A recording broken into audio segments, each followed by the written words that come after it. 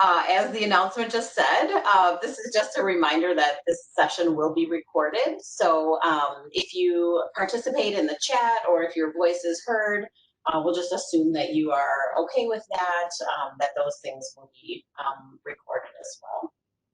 I just want to thank everyone for being here and just let you know that this is actually our final meeting for this series for August. So we'll be taking August off, but we'll be returning in September. And we're very excited to bring you more of these really engaging community-focused talks. So I want to thank our esteemed speaker today, Jacquelyn Boggess, as well as Jason Lee, Jenny Brongen, and Laura Dresser from the School of Social Work, who've helped to put on this series. So in today's session, we'll be talking with Jacquelyn Boggess, who is a UW instructor, an attorney, and an organizational consultant. As we continue to explore structural change in support of Black lives, we felt that talking about organizational change would be a really important topic as well. So I have a number of questions that Jackie and I will be talking about, and if you have questions as a participant in the community, please feel free to write that in the chat or indicate that you have a question, and we will hopefully have some time at the end to take participant questions. Okay, so thank you, Jackie, and maybe we'll just kind of get started. So can you tell us a little bit about your career path and the work that you're doing right now? Yes, good morning. Good morning, Amanda, and everyone else on the phone call, 28 people. Hello to all of you and all of my colleagues at the School of Social Work. Am I loud enough? Yes. Okay. So you asked me a little bit about my career path. I went to the University of Illinois in Champaign as an undergraduate, and then I came directly to Madison in 1979 to go to law school here. And I practiced law in Chicago for about 10 years. And then I came back to Madison in 1995, and my work focused on social welfare policy. I didn't know I was going to do that. I didn't understand that was something I had an urge or a sort of a fire to do. And I now believe that it was connected to the work that I'm doing now, because I was always trying to provide a race analysis to the social welfare policy work.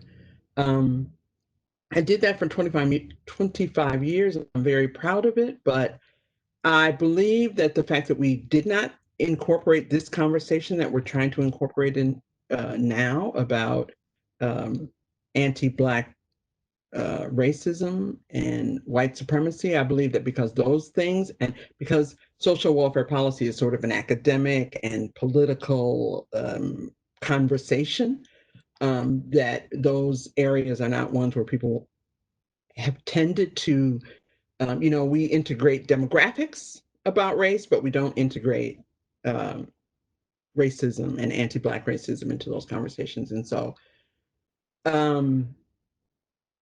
I ended that policy career about 2 years ago.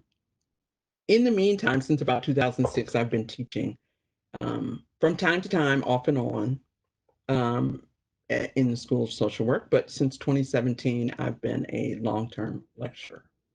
And I teach, I can never remember the name of this class, no matter what I do. And that's partly because the name has been changed. But if I'm honest, I didn't remember the first one when people would ask me, what do you teach?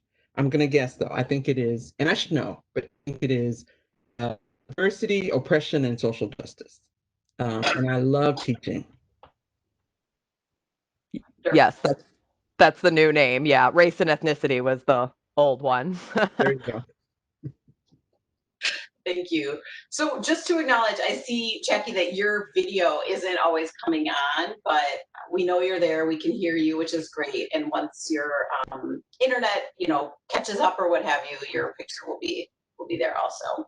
Oh, sorry about that. I'm so sorry. I can see myself. Oh, I get stopped. Oh, do you stop? It's just your initials that come up now, but it's okay. We're flexible. Okay. Okay. We can handle it. Okay, so our series this summer has been focusing on important issues in support of Black lives and how we can individually and collectively affect change. Can you talk about how you work with organizations in becoming anti-racist? So we like to take organizations, and we talk to organizations, for-profit companies, governmental departments, and we like to do a real assessment of readiness, to find out where people are, what they're actually asking for, what their goals are, to do the work. I mean, at this moment in history, in the history of the United States, people feel either are being a little pushed, in this direction, but then they're also feeling like they want to sincerely be a part of this work, and folks may not have thought about it much or talked about it much or in much depth until this moment, until this time. And so we've been getting, I will say, a lot of calls, a lot of calls. So what we ask for is an assessment. We ask that first people figure out exactly what their goals are, what they want to do. We talk about what they mean by anti-racist. We talk about anti-racism versus sort of diversity, um, and tell them that we are not actually equipped to help people just only to get more diversity, but to actually focus on anti-racism. And we like to spend at least 18 months, 12 to 18 months with an organization, um, looking at all of their policies, practices, from hiring to protocols to, um, and we ask folks to focus on racial equity and inclusion, and that we think diversity will follow that. Great, and this is with your work with the Nina Collective, correct? Yes. Yes. Yeah, that's the Nina Collective Cooperative. We're a all consulting cooperative that works with organizations such as the ones I just described.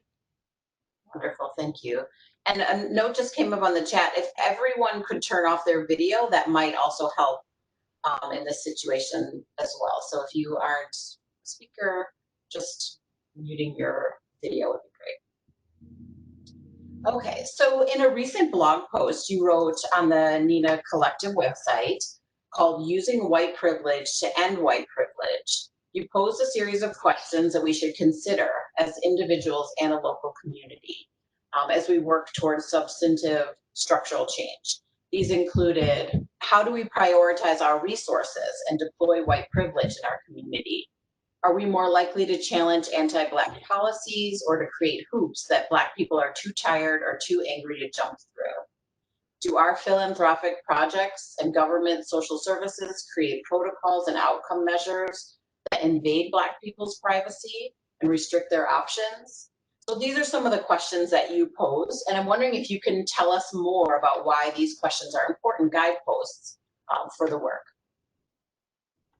Well, in that blog post, I was, and I really was, like 2 or 3 days before I wrote that blog post, I was struck by the picture that I saw online of the white people locked arm in arm facing the police as opposed to facing the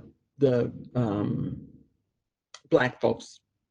And it was so much the opposite of what I experienced in those 25 years in social welfare policy. Because all of the work, most of the work, almost all of the work, was based on facing the people and figuring out how to help them or make them or urge them or strongly suggest to them that they do things differently to get themselves out of the whatever predicament they or the folks talking to perceive. And so my conversation was about the the resources that come from white privilege. So the resources that come from white privilege include um, uh, academic understanding, learning, it includes money, it includes sort of reputational sway. Those are lots of resources. And we use those to study, we often use those to study the people.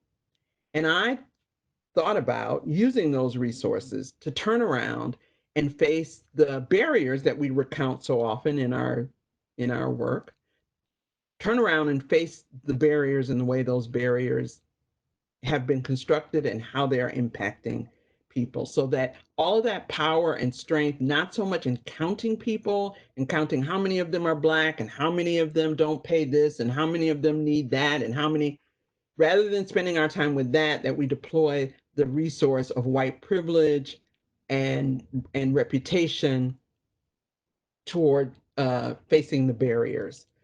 And in my experience, my personal experience, but more in my 25 years of social welfare policy, talking to lots and lots and lots of parents, what I heard was, and I discussed policy with those people, with those parents. What do you think about this policy? Let me tell you about this one. What do you think about that one? What do you think would be a better policy? And people told me about the hoops that they had to jump through while they would prefer to be spending their time taking care of themselves and their children. And I know that on the other side, on the policy side, that the hoops are created to instill personal responsibility and access to work opportunity. I was around with the, changing welfare as we know it. And I know what the hoops are designed for. I go to the meetings where I hear people talk about why those hoops are designed. And it wears people out. The hoops, even more than the barriers, wear people out. But they have no choice. And so we should be using our resources to challenge the policy rather than to create. And we use a lot of resources. I saw millions and millions and millions of dollars, and that's literal, go to creating those protocols and those kinds of things. And I think that it doesn't give it is not anti-racist, because these ideas and plans and ways of making sure parents become responsible and not, I don't know, the words we're hearing now from Washington is that disincentivize, right? Those protocols and outcome measures, we're looking for this, and if we can't get that, then there's no reason to, even if we protect people, even if we cut down on a hoop or two, if we don't get those outcome measures, we're going to get rid of the project or the program. And so it seemed to me that after what I just came through for 25 years of work, that the policies and the way we go about using our privilege in that work was not a way to change racist policies. And I was a little fired up when I wrote the blog. So.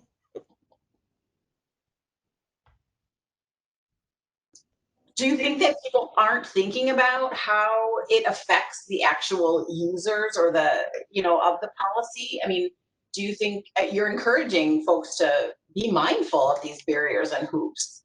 Do you think that people haven't been in the past? They just, like, what contributes to all of these hoops being created?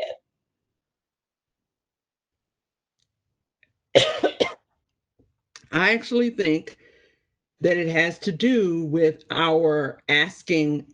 We have an idea of the hoops we're creating being created for Black people. And I'm not charging individual people. I'm charging the system and the way we do it and the way we analyze and the way we count. So yes, individuals know a person just like me who's seen people have to jump through hoops. But then when we go and sit down to do the work of change, when we go and sit down to do the work of policy change, we factor in things like incentive and responsibility and all of those things. And the politics of that comes through, right? So when the politics comes through, it's, you know, the balance between, do we really think Black people are like regular people, or do we think Black people are, you know, more need incentives or need to understand what it takes to raise a child, or need to understand, you know, infantilizing and those kinds of things. So for me, I have never charged, I don't mean to charge anyone individually, but I think that the work that we do in a white supremacist culture, the work that we do is to make everybody live, is to make everyone act in ways that comport with what people in power think they should look, think families should look like, think relationships should look like, think the way people's hair should look, or their kids should be dressed, or their all of those things. And we don't do that. Most individuals don't do that to be mean. They think that's the best thing. They in some cases may think that's the best thing. And so what underlies that is racist assumptions. But no, people aren't going around saying, hey, you know, I'm Simon Legree, I'm a racist, and I want to make your life miserable. No one's doing that. But some kind of ascension to white supremacist ideals and ideas is what everybody sort of is on board for. Not everybody. Lots of people are on board for.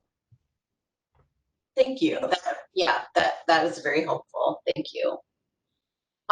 So this is maybe shifting gears a little bit, but the organizational change seems like it could be slow, if not frustrating. How do we know the difference between steady progress in the right direction and using things like tradition as an excuse for going on too slowly or not changing? So for me, it's fairly easy, and it goes back to what I said before. Steady progress.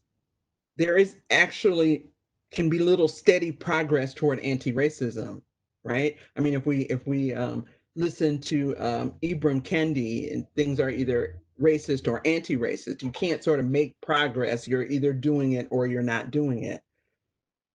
And so, as long as if we face the distinction and learn to talk about it, and when we talk to organizations, if they can face the distinctions and learn to talk about racism, anti-racism, and anti-Black racism, and oppressive bigotry with regard to sort of other marginalized identities, you know, we say people of color and we say diversity, and we feel like all the things are caught up in those two words, people of color and diversity. Um, and I ask my students, and I know that because from time to time I ask my students, when they say diversity, what do they mean? You know, is this neighborhood diverse? And it's a, you know, 40, 50, 60% Black neighborhood. Oh yeah, that's a diverse neighborhood. Well, it is diverse, but what they mean when they say that, they mean Black people live there.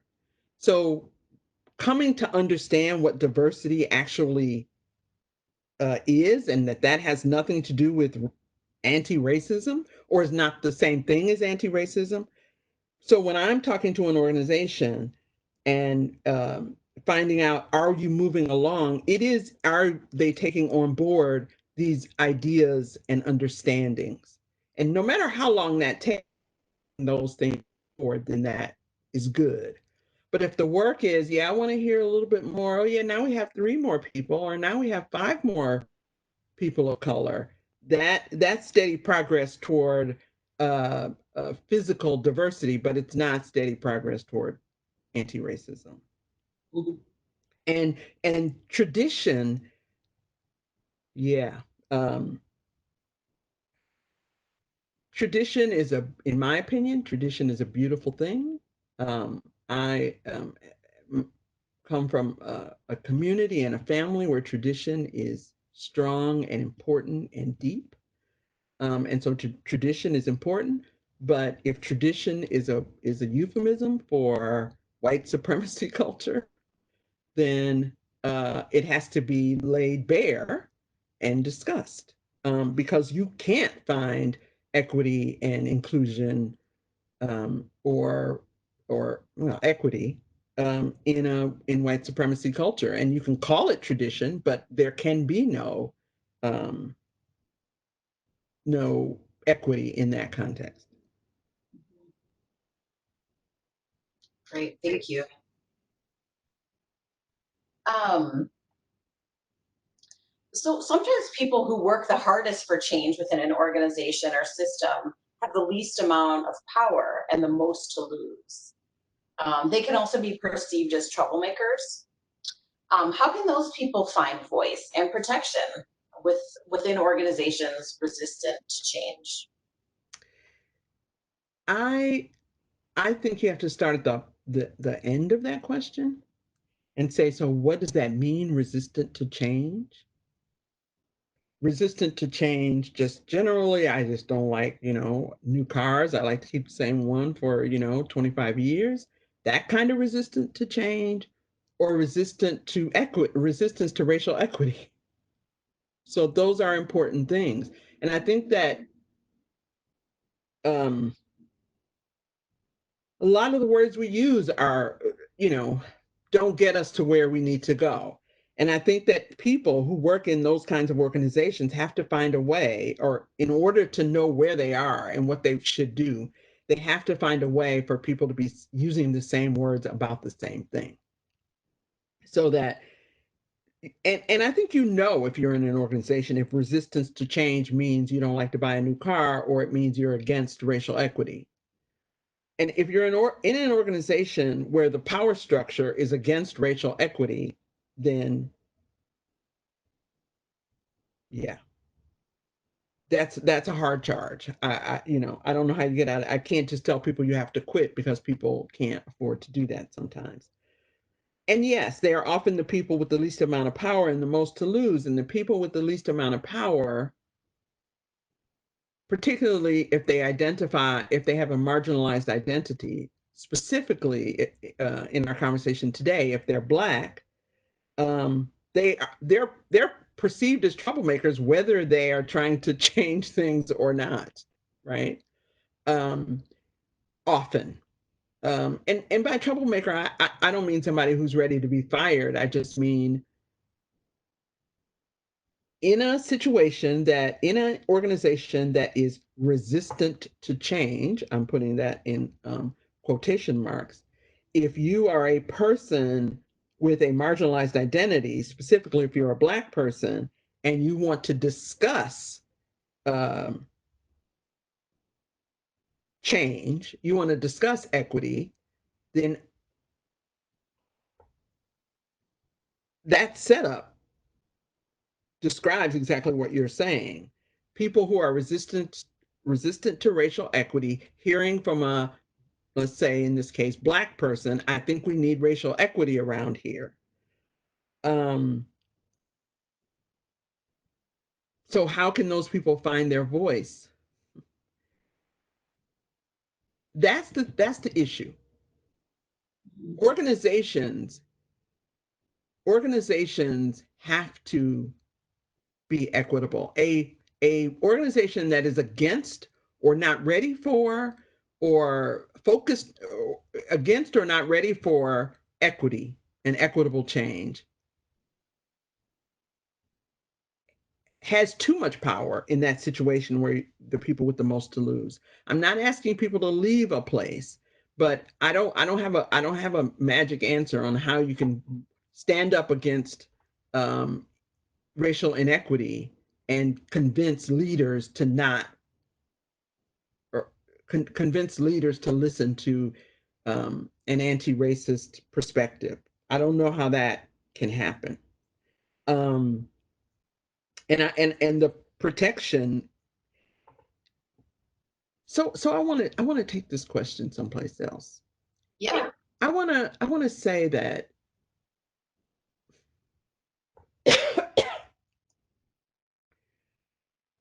um, racism is a powerful is power.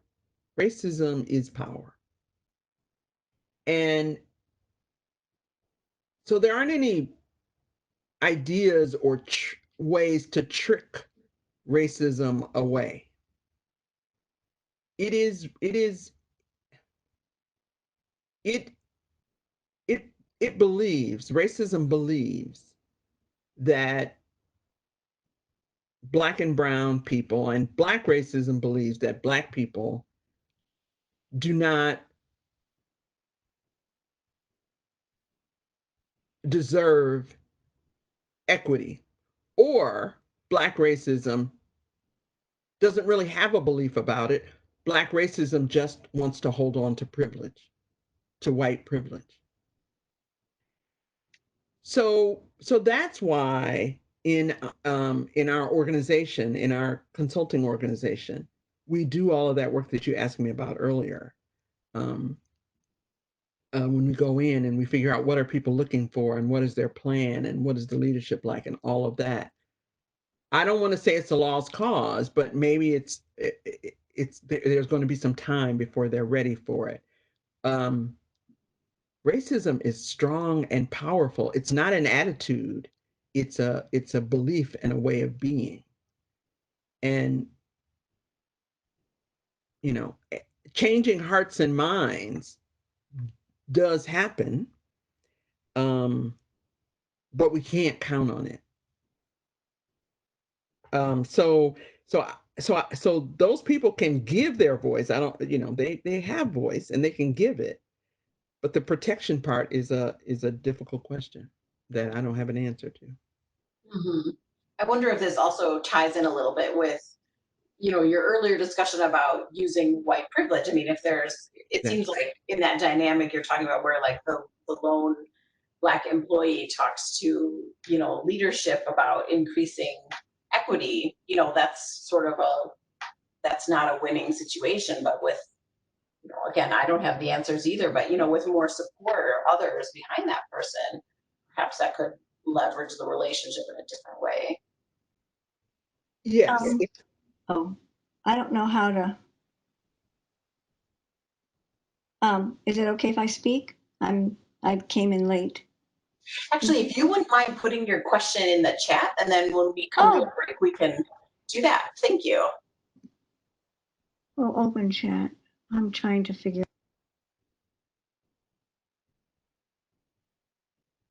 Okay. Okay, Jackie. So, Right. okay.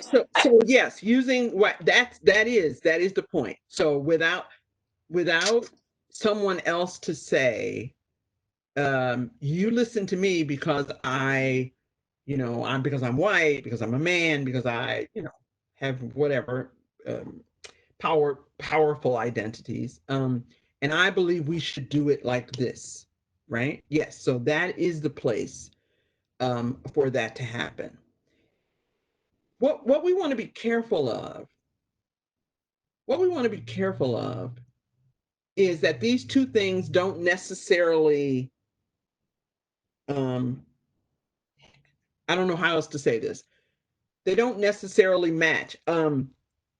What we don't want to say is that a person with marginalized identity, a Black person, it has to wait around for a white person to say, listen to her, right? We don't want to say that. So what Yeah. we want to do, and a lot of organizations call us and say, we're all white, so we don't really understand why we need to do any of this about anything, right? And one of the things we say is that one of the reasons you're all white may be because you haven't done anything about it. There is work that you need to do about how your organization is going to be structured around equity, right? You can do that. What you do, what you sell, how you sell it, where you sell it, how you treat the people who are your customers. All of those things can change the makeup of your organization. And so yes, I agree with you 1,000%. That the folks with more power and non-marginalized identities can go to the boss of the big people and say we shouldn't be doing this. But we don't want it to be a feeling of protection of a person. Do you know what I'm saying? That's the white savior thing, that kind of thing. Yeah, that seems like a really important distinction, that, yeah, they're not swooping in to take over or something, or Right. the white savior piece. Yeah. Yes. Wonderful. Well, I mean, this maybe ties in this next question that we had, but, and I don't know if there's more that you would want to say about it, but are there ways that you're aware of or have heard of or used to just increase buy-in from leadership to make structural changes? I mean, you're talking about like changing hearts and minds, it's possible, but also challenging, what else could be done? Is there more, or is that sort of we're working on that? Yeah, I think we're working not on changing hearts and minds necessarily. I I I believe in it. My colleagues help me learn and help me calm down to wait, to think about it and be mindful of it. But it's not exactly my jam, if you know what I mean. Changing hearts and minds. Not exactly. Um, I just believe justice is justice and equity is equity. And I believe we have to change policies and we have to not give folks with privilege the option to sit around and decide whether or not they're going to change their hearts and minds. I think we have to change things around them. I think we have to take some of that power away. There are lots of policies, there are lots of rules and regulations. And I know people don't like rules and regulations, but if we're going to be an equitable society, then we have to start, maybe hearts and minds will follow, and maybe they won't. But I think it's time. We can't wait. I mean, if we think about the police officers that shoot Black men on the streets, we cannot wait for them to change minds. We absolutely cannot. We can't wait for teachers to change their minds about our children. We can't wait. And they're in power in the same kinds of ways, and organizations big and small that employ people are having not those life and liberty kinds of impact on families and individuals and people of color, specifically Black people. But those impacts are happening every single day. And we know it. And as social workers, you see it all around. I don't think we can wait for hearts and minds. And again, I'm not terribly interested. And I think too, echoing you had brought in Kendi's book, How to Be Anti-Racist. I think he advocates for that too, in terms of like policies can ultimately change hearts and minds, but really it's just for action, for change. It's hard to wait around for someone to decide to change. Um, but in some ways we can see that in our country, ways that policies have changed hearts and minds, like around same-sex marriage, for example. That's something that really did, I would say, had a big change in terms of people's level of acceptance once the Supreme Court and President Obama sort of made that acceptable, or law, that kind of thing. So Yeah, just do it. yeah, let's do it. Okay, so some may ask, is it better to work in an organization that one finds problematic and try to change it from within? Or is it better to just leave this type of organization and sort of put your efforts elsewhere? Do you have an opinion about that? As somebody who for 25 years worked in social welfare policy and, through administrations that I totally found problematic, um, I I work where I am.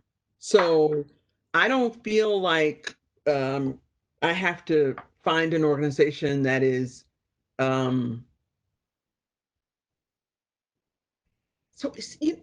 I don't know how to answer this question because and no, I mean I can try, I'll talk. So the words will come out and then who knows what the answer will be. Let's both find out right now. um so so from practicing law to now, I try to be uh, kind and generous and then also say what I believe. And so, and decide whether or not I'm miserable working at a place or in a situation or not miserable in that situation. If I feel like there's still something for me to do that I can do, regardless of whether it's an organization I find problematic, honestly, my friends tell me that I deal with lots of problematic organs. Jackie, I can't believe, why would you be bothered with that? And it's probably a combination of, I think I have some kind of superpower and I don't, but I keep re-believing it, right? That conversation, and it's like with students, it's conversation and hearing people out and being respectful and kind to the person you're talking to, and then just going your way and doing your thing the way you're going to do it. Right now, I'm on the police commission, and we have to, talk about police and hire a new police chief at the same time. And I find all of that problematic, every single bit of it. I find police problematic, right? And still, if someone is going to let me come in and give voice, um, so I think that those of us who feel strongly about justice and anti-racism, uh, we shouldn't hold ourselves back or down because we don't want them to know that we're anti-racist, that kind of thing, in that organization that you asked me about. But but the way I persevere, even in places where I find problematic, is I just say what I say. I just say what I believe. Um, and sometimes it is totally dismissed out of hand. And sometimes it has an impact on policy, and sometimes it has an impact, less often, it has an impact on hearts and minds. So I wouldn't decide where I'm going to be based on the how problematic the place is. Great. Yeah, that makes a lot of sense. Um, let's see, what do you see as some of the essential tools or skills for being able to impact change in an organization? Sounds like one of them is sort of speaking your mind, I would think. Yeah. Speaking your mind and being, this is going to sound bad. And so the way I was going to say it was being respectful. I don't mean being respectful like, like being a wimp. I Uh-huh. mean being respectful of other folks' humanity. That's what gets me through, is understanding the humanity of everyone um, that I'm having a conversation with. And so for me, not making people feel, I mean, I may say some things they absolutely categorically do not agree with, but I try to see their humanity and my own in the conversation. And I am always grateful for the conversation. I'm always grateful for people who are willing to disagree, you know, with humanity and respect. So that's one thing. And I found that in our work, in our consulting work, um, is being able to tell people, I don't think you should do it like that, but tell me more about why you are doing it like that, you know? I have that same experience with students who say things that others might think of as problematic or that I disagree with in the classroom, and really listening to what they have to say, and why they're saying it helps me have further conversation with them. Because if I just hear them and just expect them to hear me with no context, then I don't think we can get any place. And so that's what we do in organizations. We go in to figure out that's what the readiness is all about.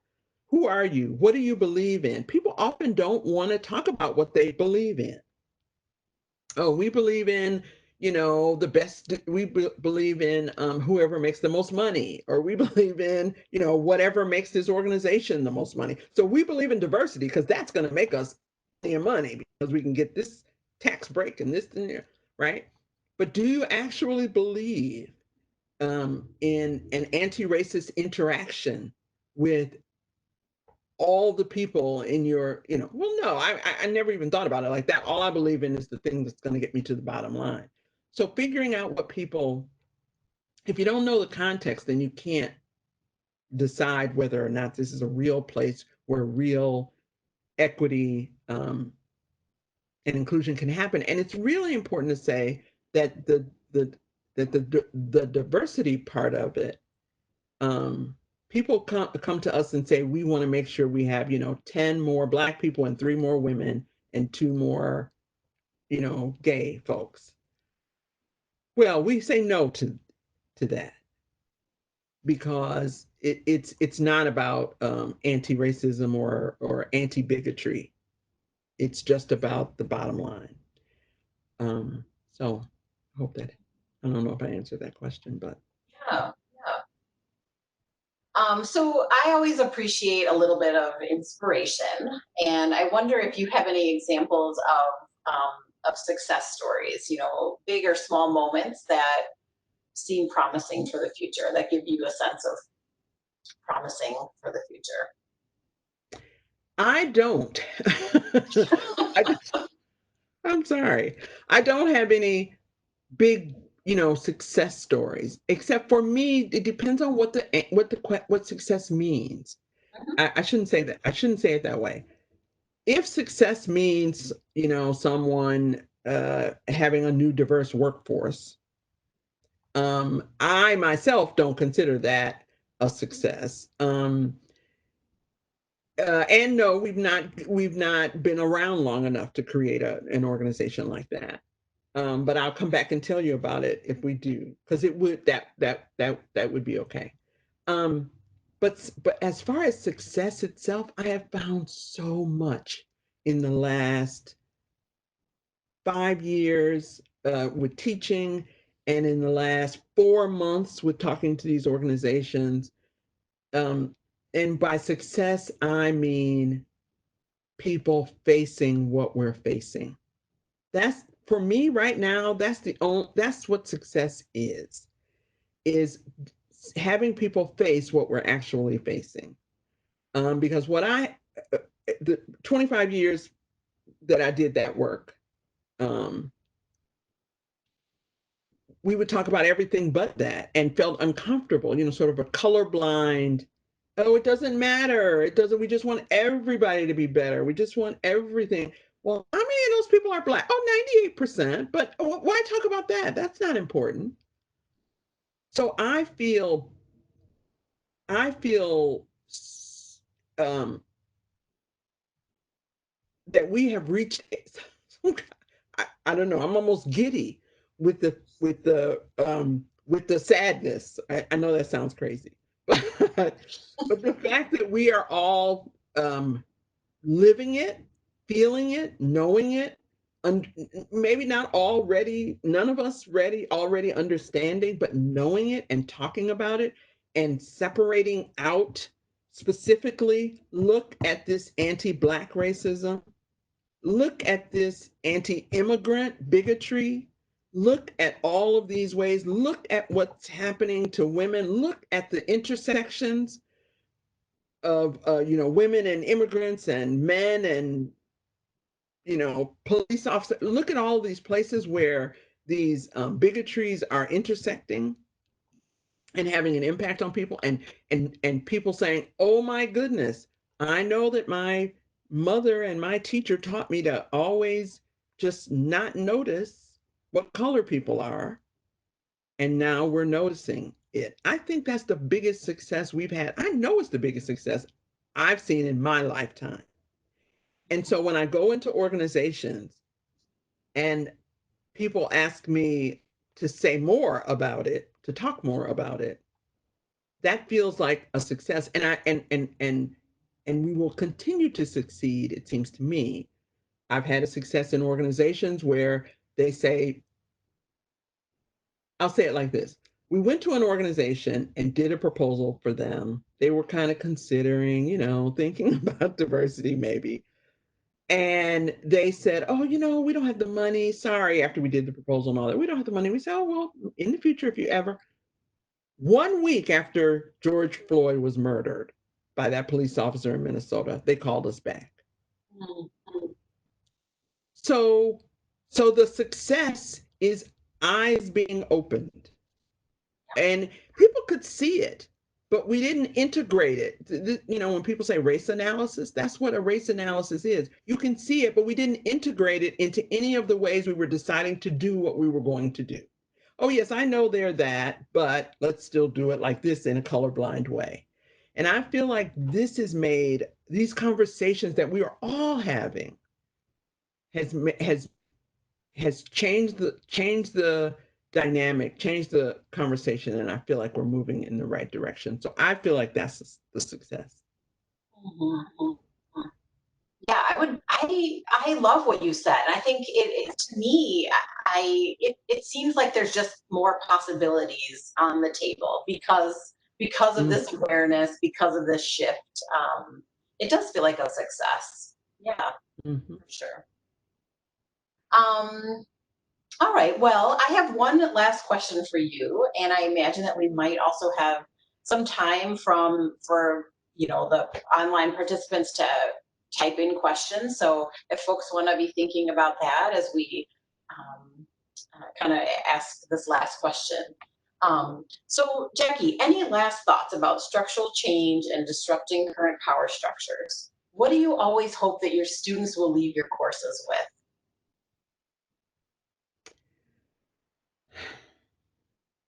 I always hope my students will leave out the door with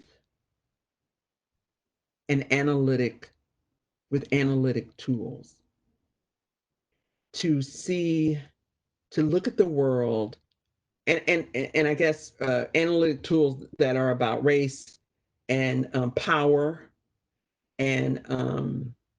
and historical context, you know, applying historical context to a situation, applying social context to a situation, applying systems of power to a situation, because I think that they grow up and we because of this color blindness, what we've taught them is that here are these people over here, and they're black or brown or they're immigrant or they're gender nonconforming or they're gay or whatever, and we're mean to them.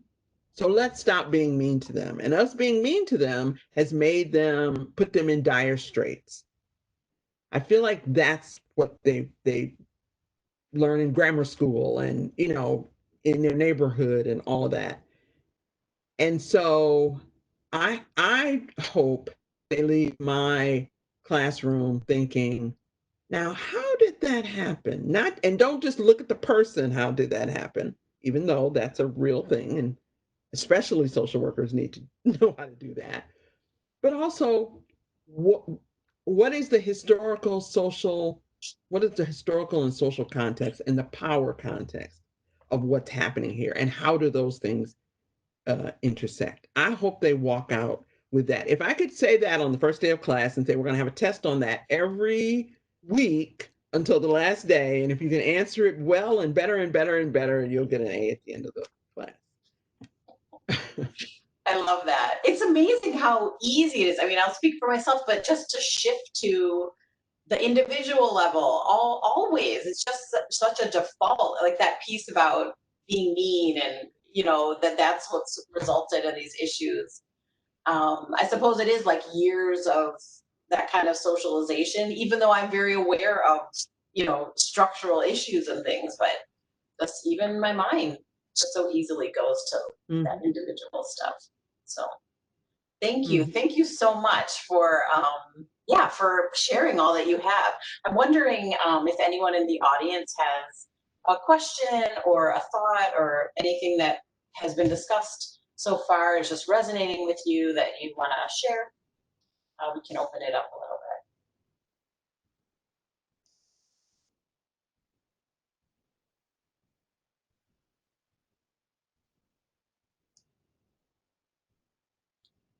I also don't know if my screen is frozen, so I don't know if like my chat is also frozen or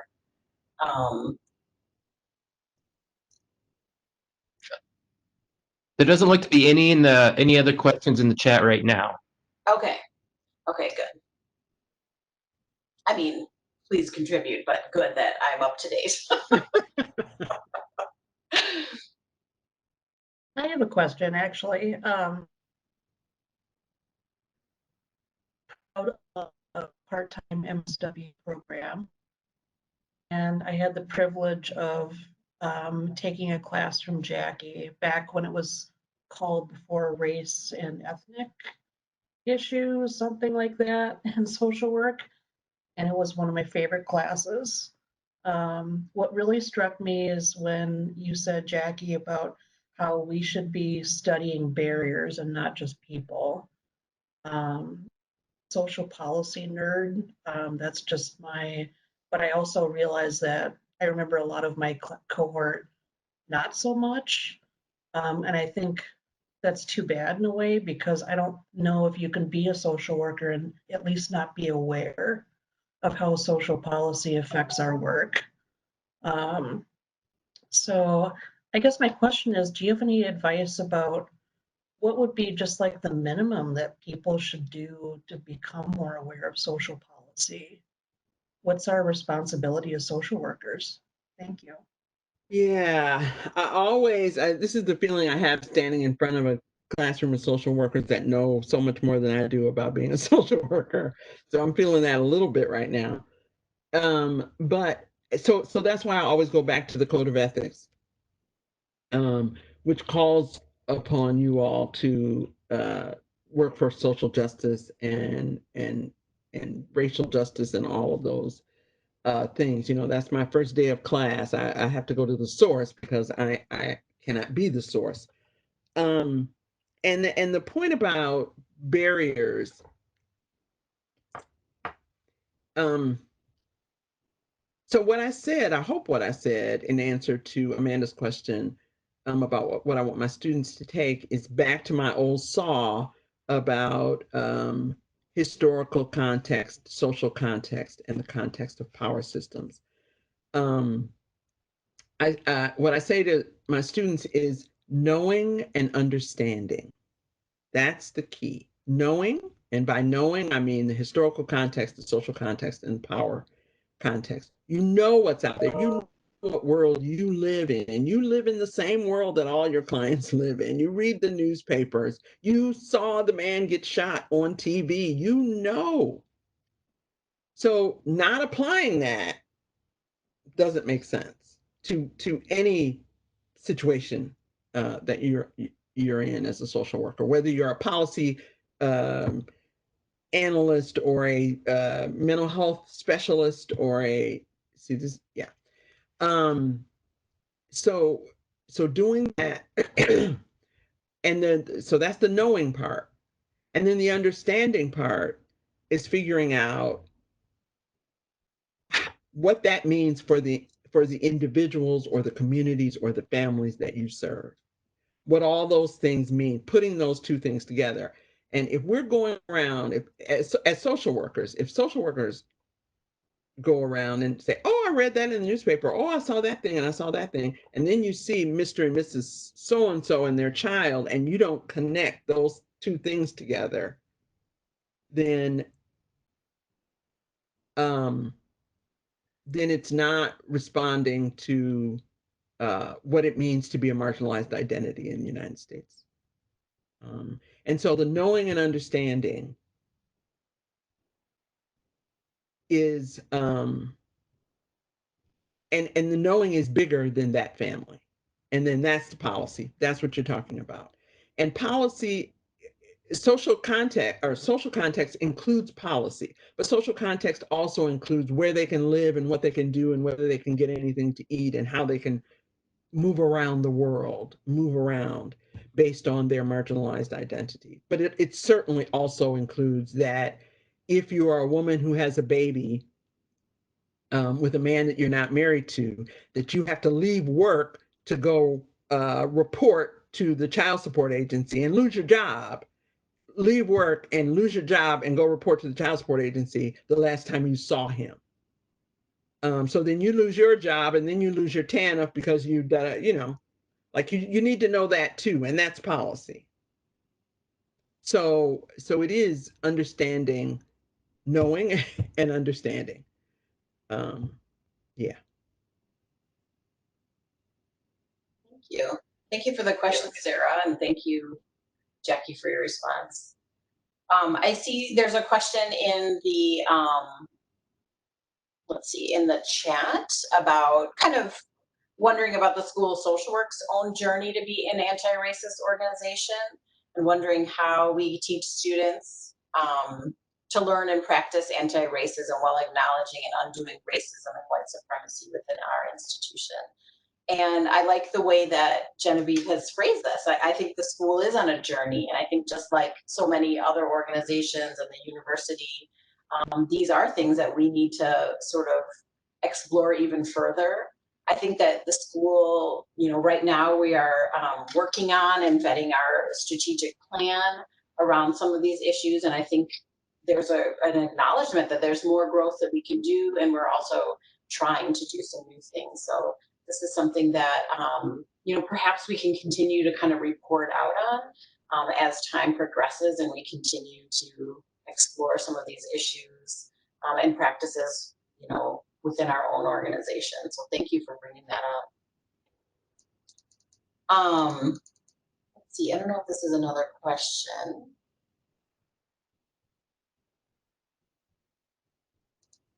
Just a comment, I think. Christy, do you want to say your comment? It's just wants to read here. Oh, sure. Yeah, sorry.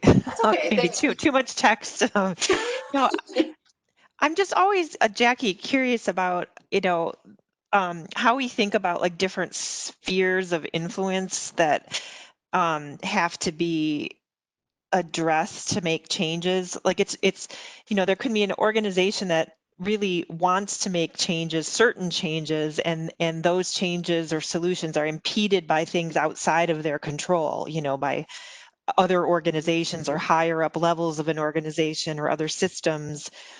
And so it can be really frustrating to try to make progress in those situations. And I'm just wondering, other than putting pressure on those other external forces, have you had experiences where you've been able to help an organization be successful moving forward with, implementing meaningful change, even though those parameters are in place?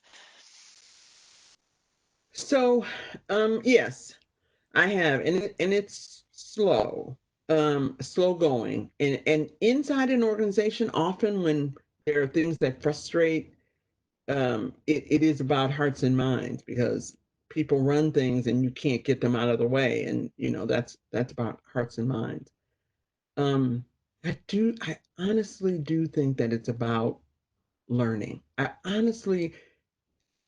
People frustrate that work because they don't know what you're talking about. They don't understand. They don't understand either one, why you think they're not living up to those things, or two, they don't understand what you even mean. Like, I'm fair, I treat everybody the same, that kind of thing. So it is about coming to terms, people all agreeing on their values and their beliefs and where they're going. So I think the question, though, that you asked me is that there's a place that wants to do, or a group of people that want to do something different, and then there's something above them that's stopping it. We've been, a lot of us on this, probably every single person on this connection here today has been doing this for a long time, for many years. And it is hard to point to change. And I think I'm just going to suggest, and this is a very unsatisfying answer, but it depends. Change. So if we mean change, taking us to an anti-racist organization or an anti-racist society, we haven't done that yet. That's not here. There's no evidence of that. That's not in the, I don't know of any place like that. So one of the things that we are, it seems to me, may have to give up is seeing it happen, next year or tomorrow or in 5 years or in 10 years.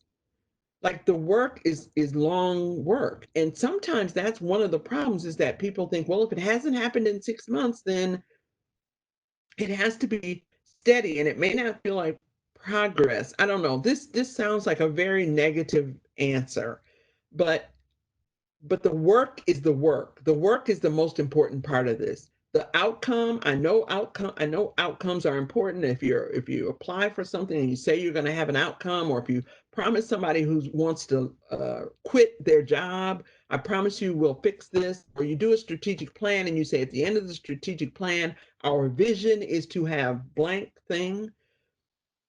But this struggle has been happening for hundreds of years. Hundreds of years. And, I don't know how else to say it except that, yeah, success is not a thing that we might see in the way.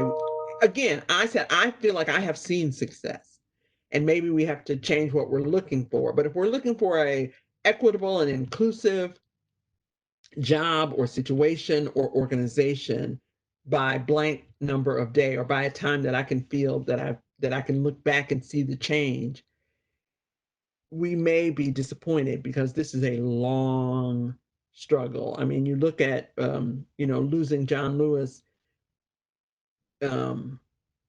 He was a young man, and then he was in his 70s when he died, and he never saw change. And any of the changes that he did see are not, we still live in a racist society where police officers kill Black men and women with impunity and no accountability. And he died with hope. And I think that's what we have to do. We have to realize, even in these small, discrete areas of a job or an organization. I was on the board of an organization for years, and there was no change. And I at some point despaired that there ever would be any change, but I still kept doing, saying, and being what I did. And nothing happened. But now people are thinking about it. So I don't know how to answer that question. I always stumble with these questions of where do we find success, or how do we feel like it's going to get better? Thanks, Jackie. I liked your answer a lot. It was helpful. I like your comment. People frustrate the work because they don't understand. And, to me, that I sort of hear that as you have to keep pushing and learning yourself, but Yes. also encourage learning out in those external places. Yeah, you said it better. Yes, that's right. No, those were your words. Oh,